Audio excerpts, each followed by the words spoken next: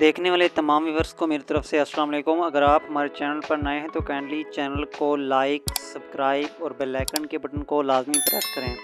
آج کی ویڈیو کے اندر ہم آپ کو ٹیبلٹ پولیمارٹ کے یوزز، سائیڈ ایفیکٹ اور احتیاطی تدابیر کے بارے میں بتائیں گے۔ تو سب سے پہلے ہم اس کے یوزز کے بارے میں ڈسکس کرتے ہیں۔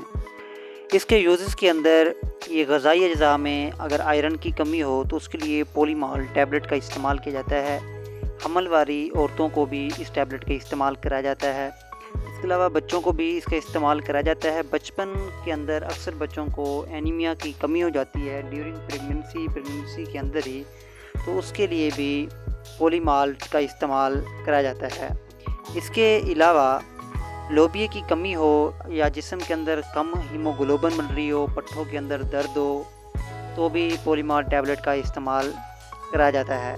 اس کے علاوہ جسم کے اندر خون کی کمی کو پورا کرنے کے لیے بھی پولیمال ٹیبلٹ کا استعمال کیا جاتا ہے۔ اب چلتے ہیں ہم اس کے سائیڈ ایفیکٹ کی جانب۔ پولیمال کے سائیڈ ایفیکٹ کے اندر پیشنٹ کو الرجک ری ایکشن ہو سکتا ہے، جوش و خروش کے اندر تبدیلی ہو سکتی ہے، بے چینی ہو سکتی ہے، معدے کے اندر جلن ہو سکتی ہے، متلی ہو سکتی ہے، الٹی ہو سکتی ہے، پیٹ کے اندر درد ہو سکتا ہے، لوز موشن ہو سکتی ہے۔